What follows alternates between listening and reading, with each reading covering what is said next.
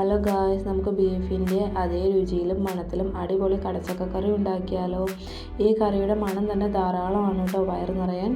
ഇതിനായി ഞാൻ ആദ്യം കുറച്ച് എണ്ണ കയ്യിൽ തിരുമ്മി കേട്ടോ.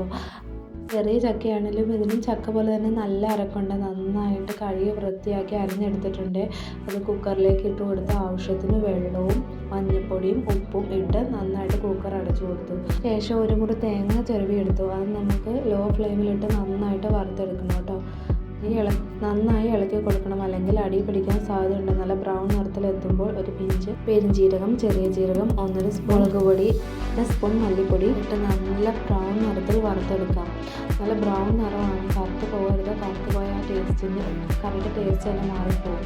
മിക്സിയുടെ ജാറിലേക്ക് ഒരു ഉള്ളി നമ്മൾ റെഡിയാക്കി വെച്ചേക്കുന്നത് നല്ല അരച്ച് നല്ല മഷി പോലെ എടുക്കണം കേട്ടോ.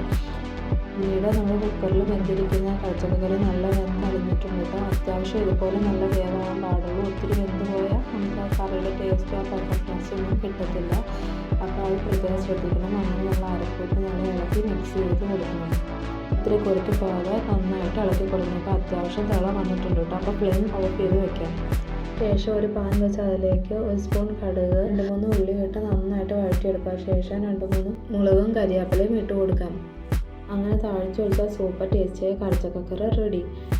എൻ്റെ പൊന്നോ, ആ കറിയുടെ മണം അടിച്ചിട്ട് തന്നെ ഒരു രക്ഷയില്ല കേട്ടോ. നല്ല സൂപ്പറാണ്. എല്ലാവരും ട്രൈ ചെയ്യണം, ലൈക്ക് ചെയ്യണം, സപ്പോർട്ട് ചെയ്യണം. ഒക്കെ